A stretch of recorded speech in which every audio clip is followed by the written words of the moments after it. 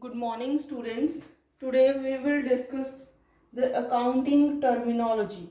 Means accounts में जो terms use की जाती हैं उसको understand करेंगे बेटे आज. फर्स्ट टर्म जो अकाउंट्स में बार बार यूज होती है वो है प्रोपराइटर. प्रोपराइटर या इसको ऑनर भी कह देते हैं, मालिक. तो प्रोपराइटर टर्म का मीनिंग क्या है?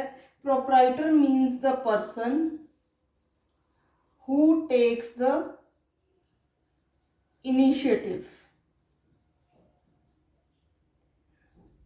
Initiative means बिजनेस को जो स्टार्ट करता है, और यही पर्सन जो है बिजनेस में पैसे इन्वेस्ट करता है उसको बोलते हैं कैपिटल. जो बिजनेस में वो इन्वेस्टमेंट करता है पैसे की, वो उसको बोलते हैं कैपिटल. वो पूंजी लगाता है. जब बेटे पैसे वो लगाता है तो रिस्क भी वो बियर करता है.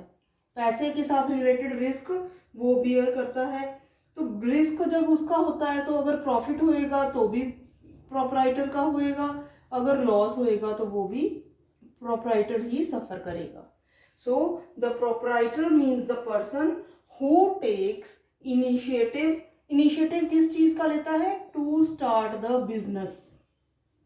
To start the business. Who will invest the capital in the business and who will bear the risk and who will take the profits and suffer the losses if any. Second term जो use होती है इसमें बार बार वो है capital. ये मैंने तुम्हें काफी बार समझा भी दी है भी कैपिटल क्या होती है. ये जो पैसा प्रोपराइटर लगाता है, अब वर्ड तुम्हें समझ आ गया, प्रोपराइटर लगाता है बिजनेस में, उसको क्या बोलते हैं? Capital. Capital means the amount invested. वो पैसा जो बिजनेस में इन्वेस्ट किया गया है, amount invested by the proprietor, or you can also write owner, proprietor into the business. जो पैसा उसने बिजनेस में लगाया है. लेट अस सपोज कि एक एग्जांपल लेते हैं. ए पर्सन है, उसने बिजनेस स्टार्ट किया. बिजनेस स्टार्ट करने के टाइम उसने पैसा इन्वेस्ट किया 1 लाख रुपीज.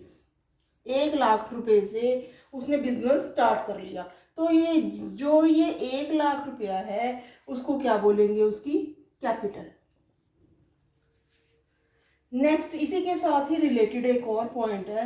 कैपिटल का सीधा लेना देना किसके साथ है? Capital is directly related with the profits. Capital is directly related with the profits. मतलब क्या है? अगर प्रॉफिट्स इंक्रीज होंगे, बढ़ जाएंगे, तो कैपिटल भी बढ़ जाएगी. अगर प्रॉफिट्स कम होंगे तो कैपिटल भी कम होगी. So this is known as capital. Next coming to the third term. Third term is drawings. Drawings क्या होती हैं बेटे? ये वो अमाउंट होता है जो प्रोपराइटर यानी कि मालिक, ऑनर अगर बिजनेस में से पैसा निकालता है अपने पर्सनल यूज के लिए.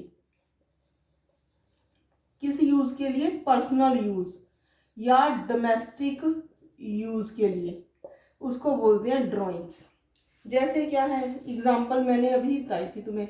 जो मान लो ये ने बिजनेस स्टार्ट किया 1 लाख रुपए का. अगर उसको घर के खर्चे के लिए, अपने पर्सनल यूज के लिए मान लो 20,000 रुपया चाहिए, वो 20,000 क्या है बिजनेस में से निकाल लेता है. तो इस 20,000 को हम क्या बोलेंगे? ड्रॉइंग्स. अब आप देखो इसका क्या है, नेगेटिव इम्पैक्ट आएगा. किसके साथ? कैपिटल के साथ. अगर हम जो ओनर है वो ड्राइंग्स इंक्रीज करेगा तो कैपिटल क्या हो जाएगी? कम. यहाँ देखो क्या है, पहले कैपिटल कितनी थी? 1 लाख रुपया. उसमें से उसने 20,000 निकाल लिया तो कैपिटल कितनी रहेगी बेटे? 80,000.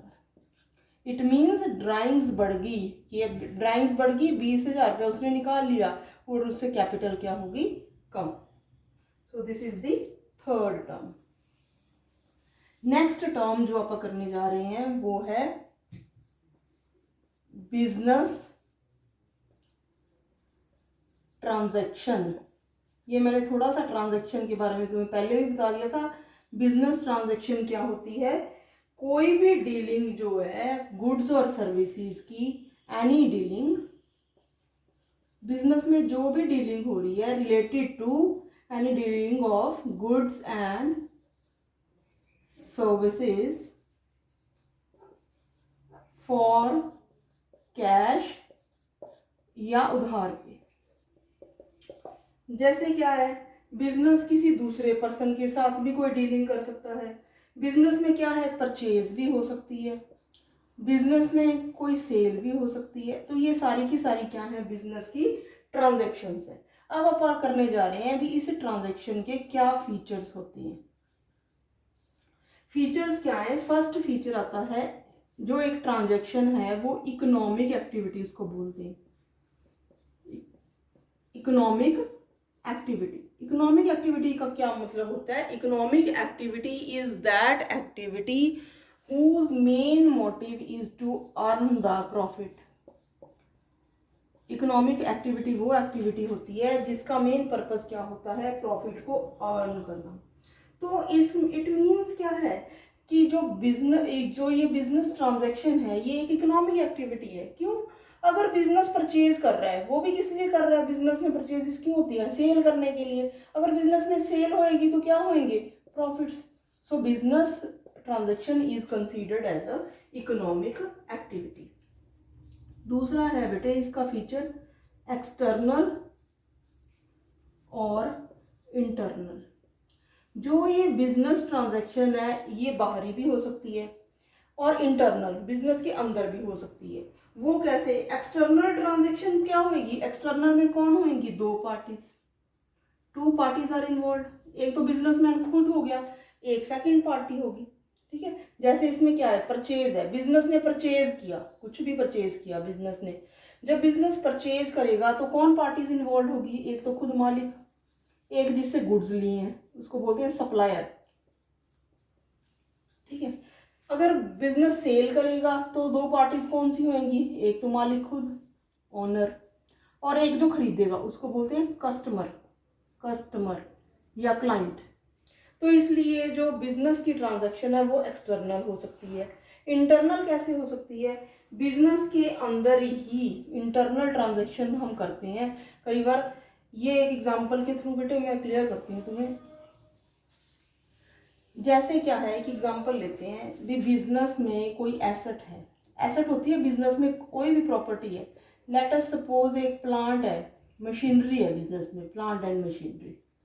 ठीक है, वो हर साल क्या है, जब आप उसको यूज करते हैं, with the uses and passage of time उसकी वैल्यू क्या हो जाती है?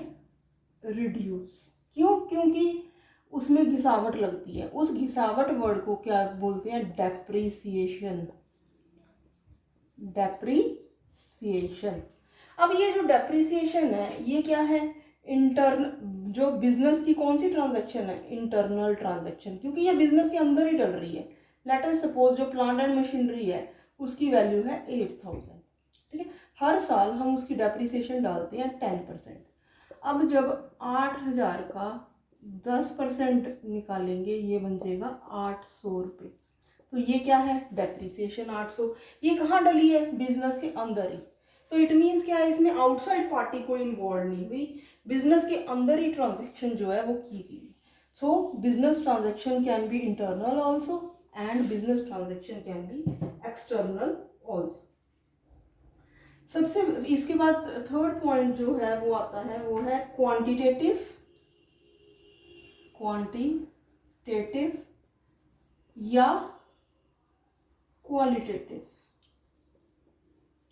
अब बेटे जो मैंने तुम्हें एक्सटर्नल ट्रांजैक्शन की एग्जांपल कराई थी, अगर कोई गुड्स की परचेज हो रही है, उसका क्वांटिटेटिव होती है न्यूमेरिकल वाली, परचेज हो रही है, कोई सेल हो रही है, इसको बोलते हैं क्वांटिटेटिव चेंज। तो जो बिजनेस ट्रांजैक्शन है वो क्वांटिटेटिव भी हो सकती है और क्वालिटेटिव भी। क्वालिटेटिव कैसे? जो मैंने तुम्हें डेप्रिसिएशन की एग्जांपल दी थी, बिजनेस के अंदर ही हो रही है, क्वालिटी डाउन हो रही है ना, प्लांट की क्वालिटी डाउन होगी, वो क्या होगी? Qualitative transaction. नेक्स्ट फोर्थ आता है फाइनेंशियल इन नेचर। ये तो हम बार बार कर चुके हैं। जो कोई भी ट्रांजैक्शन है वो कौन सी नेचर की होती है? फाइनेंशियल नेचर की। फाइनेंशियल नेचर माने अगर इसका सिर्फ और सिर्फ लेना देना किसके साथ होता है? पैसे या मनीज वर्थ के साथ, मनीज वर्थ के साथ। So this is known as business transaction.